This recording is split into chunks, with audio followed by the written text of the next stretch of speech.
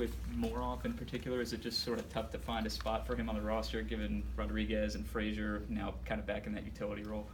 Yeah, with younger players that are getting ready for their seasons, we're starting to run out of at-bats as our regulars are starting to go deeper in the game, and rather than carry too many guys and have them get 1 inning here or 3 innings there or 1 at bat, we wanted to go ahead and get some guys out.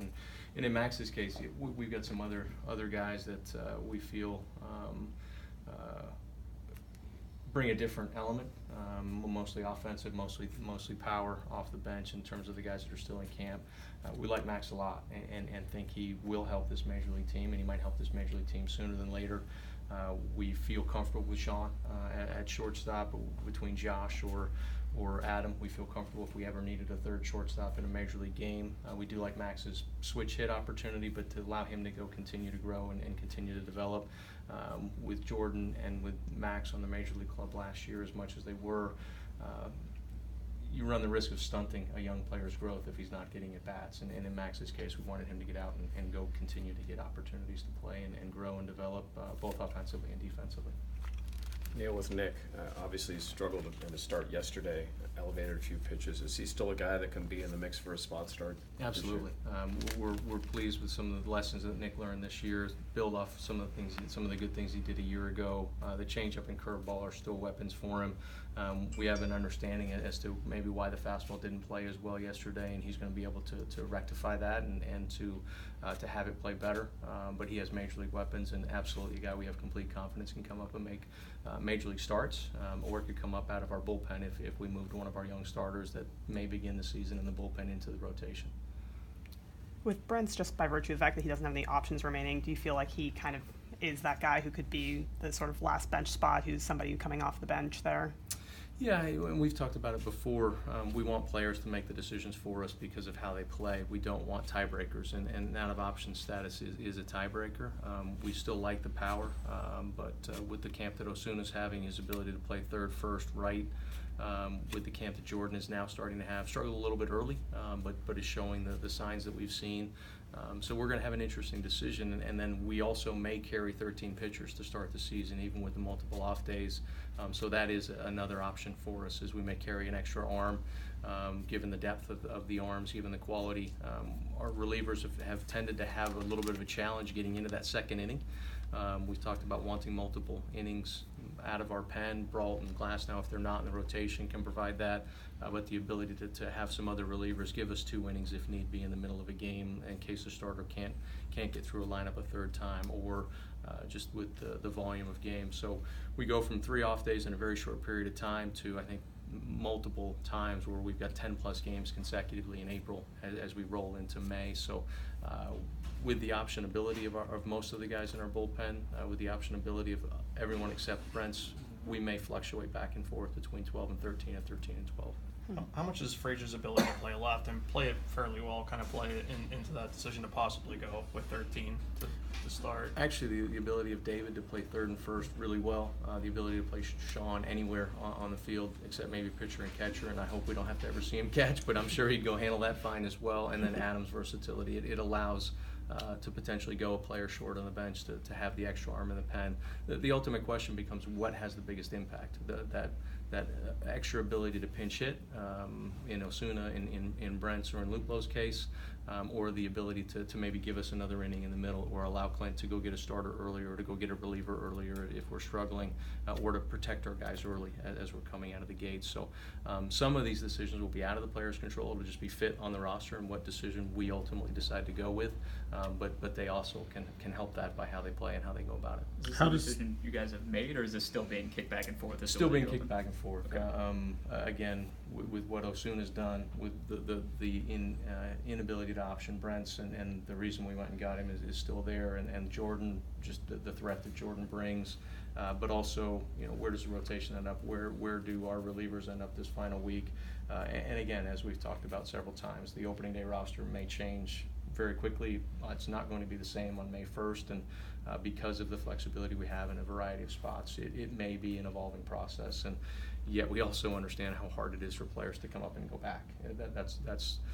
it's easy to, in a vacuum, to say, we'll just bring a guy up and back every 5th day, and it's hard to be that guy that comes up and back every 10th day or 11th day, and we've had a handful of those conversations with some guys who've been in that role before, and we do want to respect that that's not an easy role to be in. How does opening with up? the center at third or the outfield in a big league game?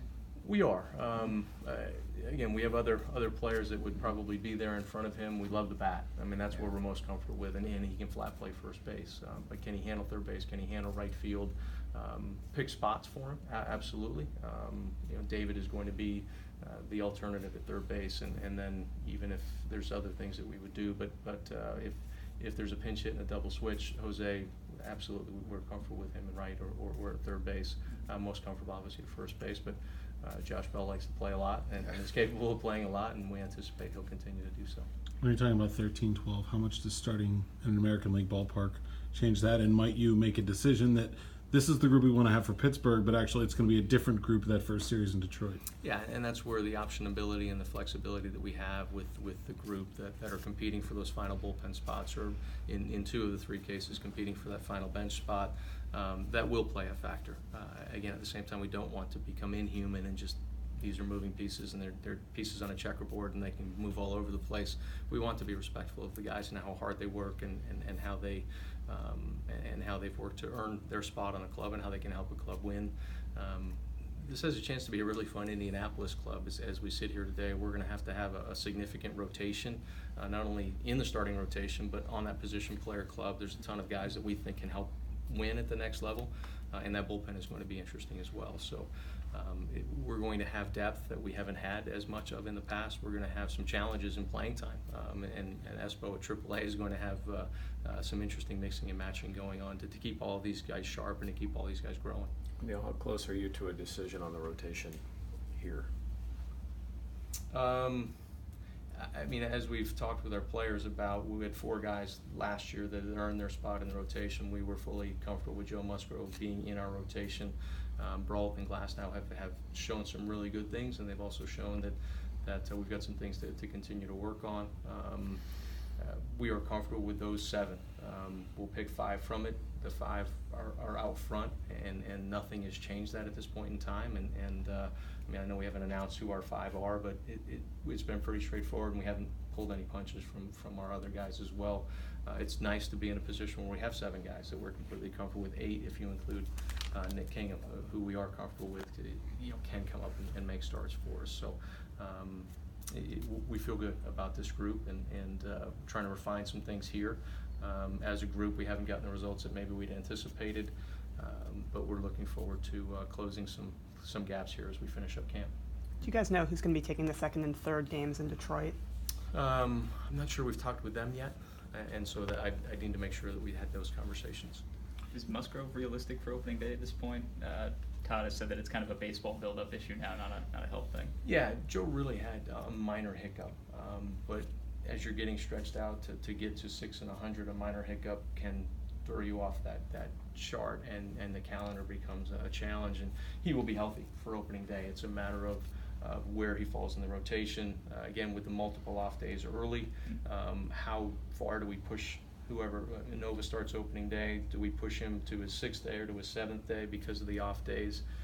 How do we juggle that rotation? But again, the challenge is Joe will be healthy. It's a matter of, is he built up in time to make start X, Y, or Z, and where does X, Y, and Z fall in that initial time through? But we're looking forward to him making a large number of starts for us this year, and which start he gets is something we're working through at this point. With Brault and Glass now, do you intend on building them all the way up like you would a starting pitcher? Or are you gonna stop that process at some point? What's kind of the theory there? Well, Clint tells a horror story of a team losing, I think it was 3 starting pitchers in the final week of spring training. So yes, we will build them all the way up, and it's much easier to shorten a guy's outing than it is to build an outing. And so we will continue to build them as starting pitchers, and in their roles, we wouldn't anticipate using them back-to-back very frequently early in the season. They're both conditioned to be starters that will very easily blend into multi-inning reliever roles if need be, and so as a result, you're not using those guys back-to-back days very frequently. And So the necessity to get them back to back out of spring training isn't the same as a Felice or a Contos or even a Neverauskas or Santana. Crick as they're competing to make our club, Smoker as he's competing to make the club.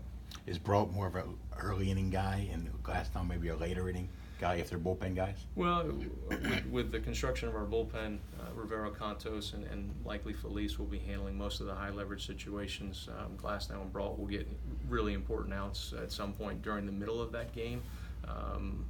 How Clint utilizes those guys and how he, Ray, and Yuki and Mess feel about our bullpen will play itself out. But it's easy to look at Glass and see him throw 100 and see him throw a hammer and say he's a back-end bullpen guy. But we also like those weapons coming out of our rotation as well in the big picture. And as he serves this apprenticeship, he may earn himself to the back end of the bullpen, but he also may earn himself right back into the rotation, because if he's as good as he can be, he's going to be a really good Major League starting pitcher. With Moroff going down, you have a lot of middle infield options for Indianapolis. Does this push Kevin Kramer down to Altoona? Does it push Stephen Alamaze from Altoona to Bradenton? Or are you going to try to find a way to keep Kramer, like move him up to Indianapolis and work all of them in the mix so everybody can move up? Yeah, and that's with the AAA manager is going to have an interesting rotation, both in the infield, the outfield, and then trying to keep our bullpen and trying to keep as many of those relievers sharp as possible. So we fully anticipate Kevin Kramer, Kevin Newman will have an opportunity to make that Indianapolis club and to play regularly on that Indianapolis club. And sitting with Eric Weiss and Eric Wood and Chris Bostic and Max Moroff today, those are guys that, when I first got here, we would have been thrilled to have as our regular third baseman, our regular second baseman, and regular shortstop, even in Max's case. And it's just testament to our scouts and testament to our development staff and the quality of guys that we have here and the number of guys that we think can help us at the next level. And again, we're going to mix and match, but we do feel that Kevin Kramer's ready for that next step, feel like Kevin Newman's ready for that next step. It's just a matter of mixing and matching and getting as many opportunities as we can for those guys and keeping everybody sharp and growing. What have you seen out of Corey Dickerson this spring? Had a full kind of baseball offseason where he's not trying to lose a bunch of weight or sort of work on his core strength, that sort of thing. What are you seeing out of him right now? Yeah, see the athleticism play in left field, the way our scouts said it did last year and better than it had in the past. See a guy that's working to fit into a new clubhouse, but he's a great guy. He's an incredible competitor and has fit in well so far.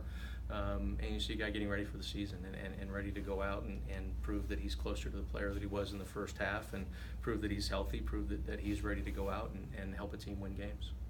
Is Brent doing what you expected him to do when you acquired him? I mean, you see the raw power. You see a guy that works hard defensively, made two really nice almost play in the Boston game, and then one really nice play the other day in the Boston game. And it's ultimately going to come down to what we feel is the best fit for us as an organization for a major league team, short term, moderate term, long term, and the right-handed threat in the box is real. How about Milbreath? Yeah, Jordan. Obviously is very intriguing. It's a slot that's different. It's a ground ball rate that's elite. It's a high velocity, but he's 1 year old in this slot, and we've seen that at times. Last outing was very good and very encouraging again. We have numbers, and we don't want to force him on the club if he's not ready, or we feel that we have better options in front of him. But he's still absolutely in competition to make this club, and he's going to get some more opportunities to go out and compete. Do you think that's a situation where you would be interested in maybe working out some kind of trade if he doesn't make the Major League club? My gut would tell me that Cleveland would love to have him back. Thank you.